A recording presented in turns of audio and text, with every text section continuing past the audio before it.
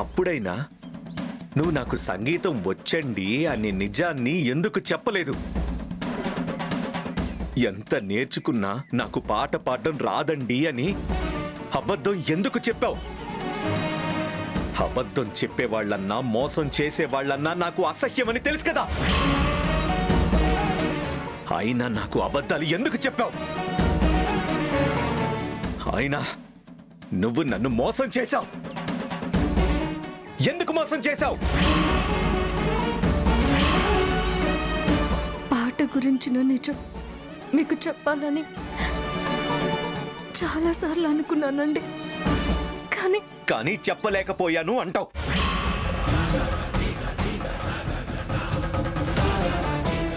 అంటే అది వద్దు.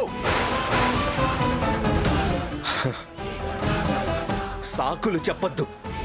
నిజంగా పాటకి సంబంధించిన నిజం నువ్వు నాకు చెప్పాలి అనుకుంటే, నిజంగా నువ్వు నా దగ్గర నిజాయితీగా ఉండాలి అనుకుంటే, పాట విషయం నాకు చెప్పడానికి నీకు టైం దొరకలేదా?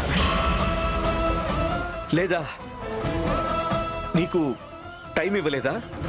లేక మంచి ముహూర్తమే దొరకలేదా చెప్పడానికి? నిజానికి నేను వద్దు. ఇంకేం చెప్పొద్దు.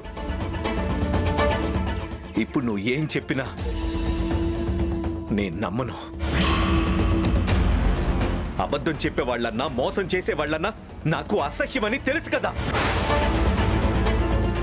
అయినా నాకు అబద్ధాలు చెప్పావు. అయినా నన్ను మోసం చేసావు. పాట గురించిన నిజం మీతో చెప్పాలని చాలాసార్లు అనుకున్నానండి. కానీ అబద్ధం చెప్పావు.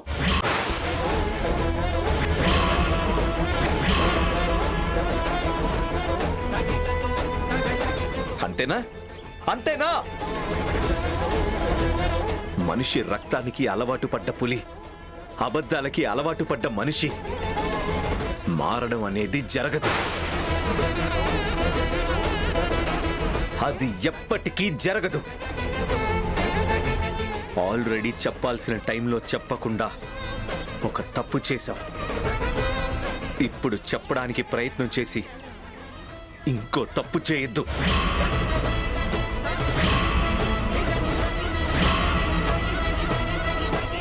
అరే, నిన్ను ఎంతలా నమ్మాను, ఎంత ప్రేమాభిమానాలతో చూసుకున్నాను. నా మనసులో నీకెంత స్థానం ఇచ్చాను, ఎంత ఇంపార్టెన్స్ ఇచ్చాను, ఎంత ఫ్రీడమ్ ఇచ్చాను. అన్నిచ్చిన నువ్వు నాకు చాలా గొప్ప బహుమతి ఇచ్చావు.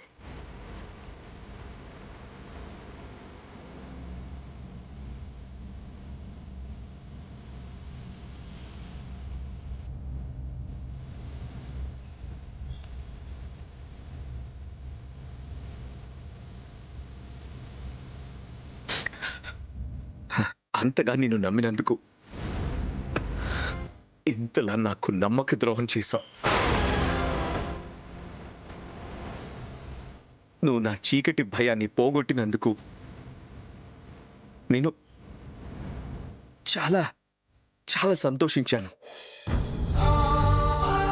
మీకు చీకటి భయం పోయింది కాబట్టి చీకట్లో వచ్చి నన్ను కాపాడి ఈ చీకట్లో నన్ను ఇక్కడి దాకా తీసుకొచ్చారు.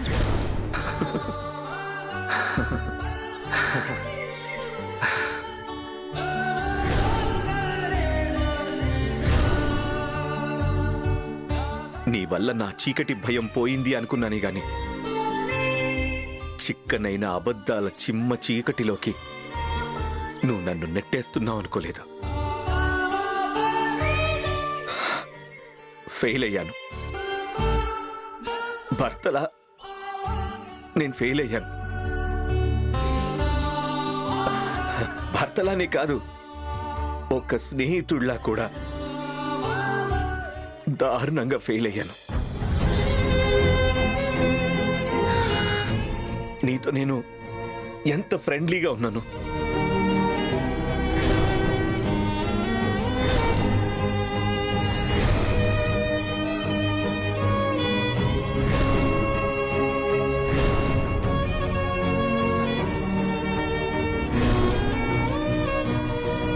ఎటువంటి విషయమైనా నాతో చెప్పుకునేలా ఎంత చనువిచ్చాను. ఏ విషయమైనా ఎటువంటి విషయమైనా నాతో చెప్పకుండా చెయ్యొద్దు అని ఎంతలా చెప్పాను. కానీ నువ్వేం చేసావు? ఫ్రెండ్లీగా ఉన్నట్టు నటించావు. నేనే లోకం అన్నట్టు నమ్మించావు. నాకు చెప్పకుండా ఏ పని చెయ్యను అన్నట్టుగా నాకు మాటలు చెప్పావు. కానీ చివరికి దారుణంగా నన్ను వెన్నుపోటు పొడిచావు.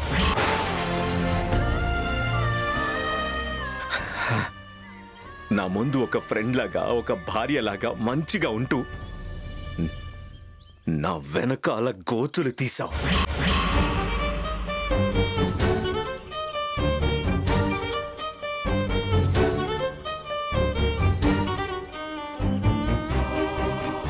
ఆ గోతుల్లో నిజాలని పూడ్చిపెట్టావు. నువ్వు పూడ్చిపెట్టింది కేవలం నిజాలని మాత్రమే కాదు శ్యామా, నా నమ్మకాన్ని కూడా పూడ్చిపెట్టావు. నా స్నేహాన్ని పూడ్చిపెట్టావు. నా ప్రేమని పూడ్చిపెట్టావు. నా అభిమానాన్ని పూడ్చిపెట్టావు. నా గౌరవాన్ని పూడ్చిపెట్టావు.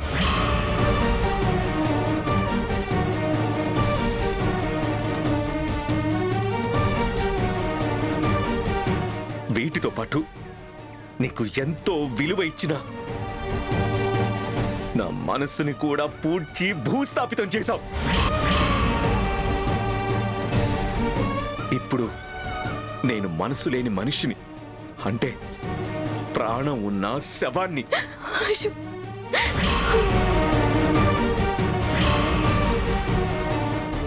అఖిల్ బాబు,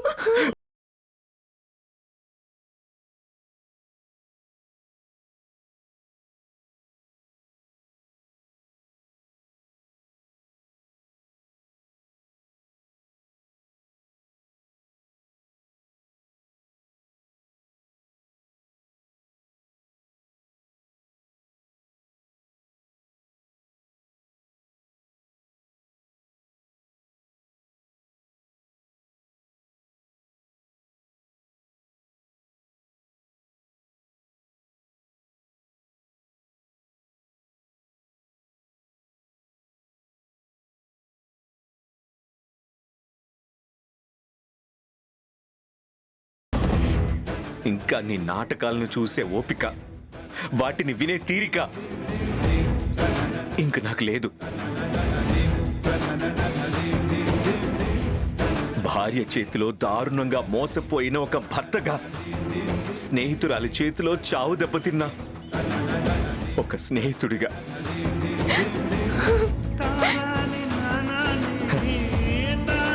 ఇప్పుడు నేనేం చేయాలి? నీ చావు నువ్వు చూసుకోమని చెప్పి నడి రోడ్డుని నేను వదిలేసి నా దారిన నేను వెళ్ళిపోవాలి కదా. నేను ఆ పని చేయలేను. నడి బజార్లో ఒక ఆడపిల్లని వదిలేసి వెళ్ళడానికి నా సంస్కారం అడ్డం వస్తుంది. అందుకే నిన్ను కూడా నాతో పాటే మా ఇంటికి తీసుకెళ్తాను.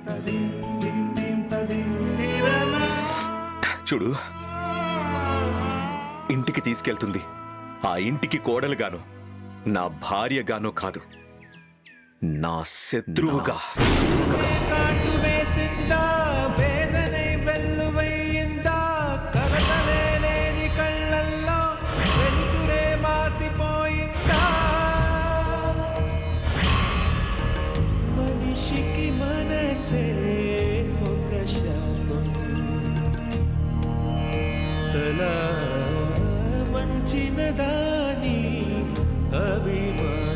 ప్రియమైన నా శత్రువుగా ఇంటికి తీసుకెళ్తున్నాను. ఆ ఇంటి కోడలుగా ఉండే అర్హత నీకు లేదు అనే విషయం అందరికీ అర్థమయ్యేలా చేసి మా ఇంటి నుంచి నిన్ను పద్ధతిగా శాశ్వతంగా పుట్టింటికి సాగనంపడం కోసం ఇప్పుడు నిన్ను నాతో పాటు తీసుకెళ్తున్నాను.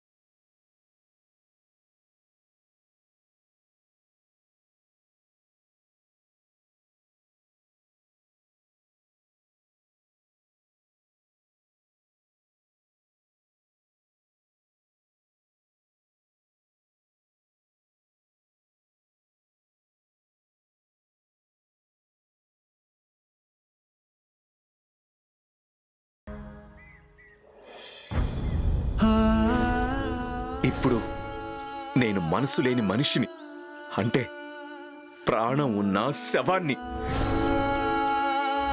ఇంటికి తీసుకెళ్తుంది. ఆ ఇంటికి కోడలుగాను, నా భార్యగానో కాదు, నా శత్రువుగా.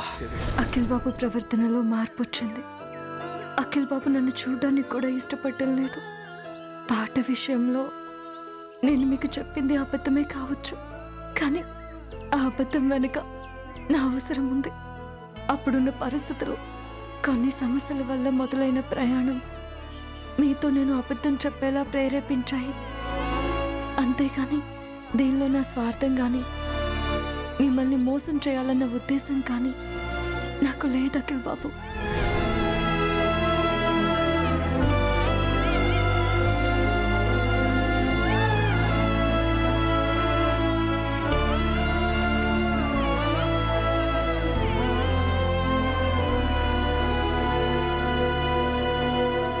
Hi dad. హాయ్ రా. Hi. Hi mom. Hi Arun. ఏంటన్నయ్య ఈరోజు చాలా సంతోషంగా కనిపిస్తున్నావు? అవును అరుణ్, ఈరోజు నాకు చాలా ఆనందంగా ఉంది.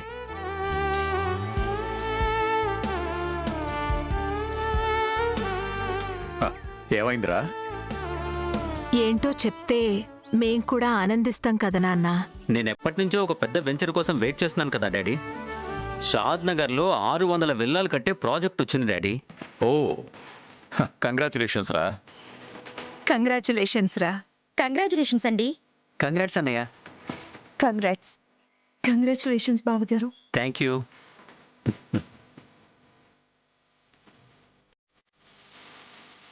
రేయ్, నువ్వు ఆనందంలో చెయ్యి కడుక్కోవడం కూడా మర్చిపోయావు. వెళ్ళి చెయ్యి కడుక్కునరా.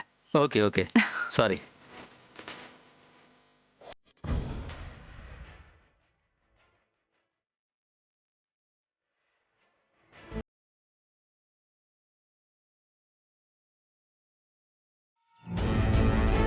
ఇదేంటి ఈరోజు ఎందుకో చాలా డల్గా కనిపిస్తుంది? ఇది డల్గా ఉందంటే ఏదో జరిగే ఉంటుంది. అదేంటో తెలుసుకోవాలి.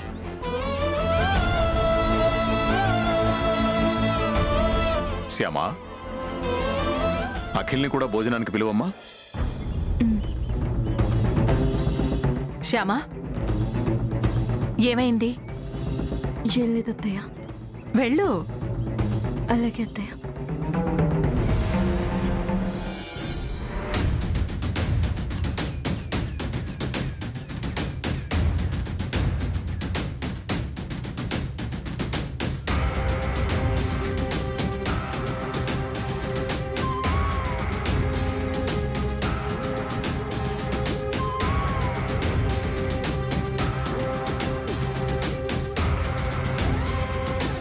నీకు గుడ్ న్యూస్ రా. ఏంటన్నయ్య? నాకు పెద్ద కాంట్రాక్ట్ వచ్చిందిరా. షాద్ నగర్ కాంట్రాక్ట్ అని చెప్పాను కదా, అది మనకే వచ్చిందిరా. కంగ్రాట్స్ అన్నయ్య. Thank you. 1 కాదు 2 కాదు, ఏకంగా 600 విల్లాలు కట్టే కాంట్రాక్ట్ వచ్చింది. ఈ కాంట్రాక్ట్ కనుక సక్సెస్ అయితే ఆనంద గజపతి వర్మ గ్రూప్ ఆఫ్ కంపెనీస్లో కన్స్ట్రక్షన్ కంపెనీ కూడా టాప్ పొజిషన్కి వెళ్ళిపోతుంది. ఎవరిని మోసం చేయకుండా, అబద్ధాలు చెప్పకుండా, నిస్వార్థంగా కష్టపడే వారికి సక్సెస్ ఎప్పుడూ ఉంటుందన్నయ్య.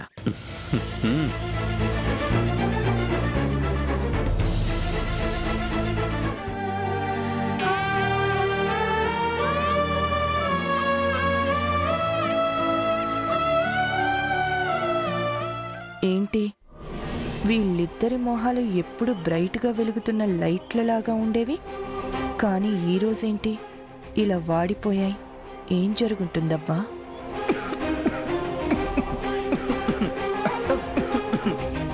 అఖిల్ బాబు తాగండి.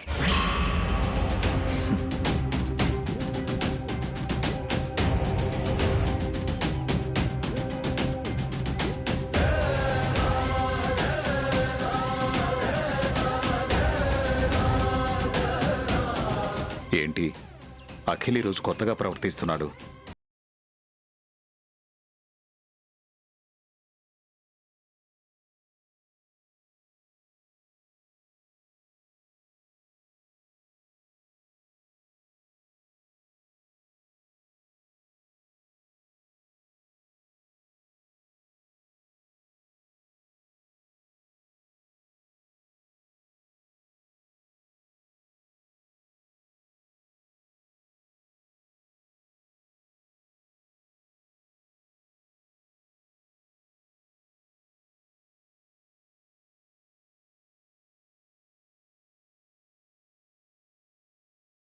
జరిగే ఉంటుంది. దీంతో ఒక్క మాట కూడా మాట్లాడకుండా అఖిల్ భోజనం మధ్యలో నుండి తలనొప్పి అని తప్పించుకున్నాడంటే సంథింగ్ ఈజ్ రాంగ్. అదేంటో తెలుసుకోవాలి. ఒకవేళ మనకు ఉపయోగపడేదే అయితే ఖచ్చితంగా దాన్ని వాడుకోవాలి. నా మీద అఖిల్ బాబుకి చాలా కోపం వచ్చినట్టుంది. ఆ కోపం ఆయన తినే భోజనం మీద చూపించి మధ్యలోనే లేచి వెళ్ళిపోయారు. కన్నయ్య, ఏంటి నాకు ఈ పరీక్ష? శ్యామా, వాడేదో హెడేక్ అంటున్నాడు. భోజనం కూడా సరిగ్గా చేయలేదు. కనీసం పాలైనా తీసుకెళ్ళి ఇచ్చిరా అమ్మా. అలాగే అత్తయ్య గారు.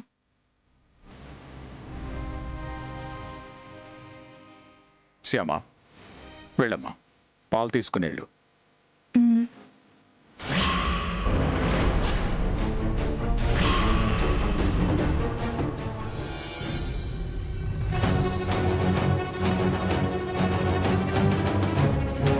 శ్యామా, అఖిల్ రికార్డింగ్ స్టూడియో దగ్గరికి వచ్చాడని నువ్వు చెప్పినప్పటి నుంచి మా గుండె దడదళ్లాడుతోంది.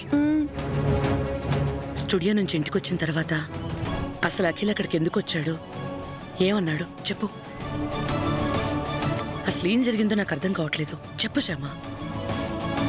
చూశాడా? చూశారు.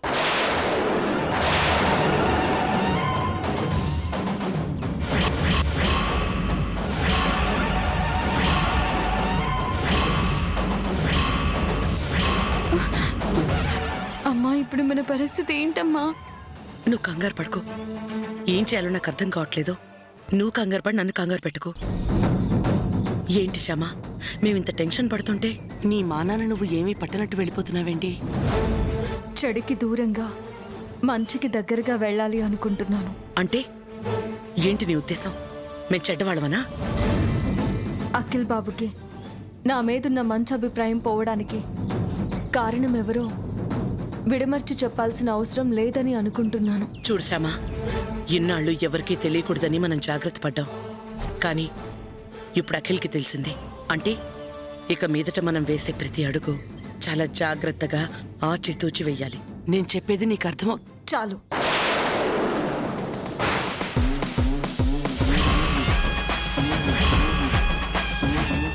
ఇప్పటి వరకు మీరు చెప్పింది నేను విన్నది చాలు. శ్యామా, నువ్వు అఖిల్కి నిజం తెలిసిపోయింది అనే టెన్షన్లో ఉన్నావు. కొంచెం నా మాట విను.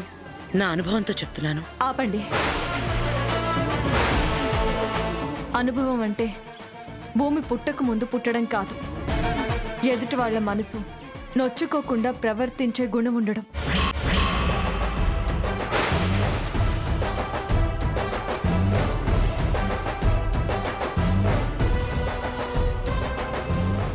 ఏంటమ్మా, ఇప్పుడు శ్యామ కూడా మన మాట వినేటట్టుగా లేదు. ఇప్పుడు మన పరిస్థితి ఏంటి? నువ్వేం భయపడకు. ఆదిత్యతో నీ పెళ్ళయ్యేంత వరకు మనం ఇక్కడే ఉంటాం.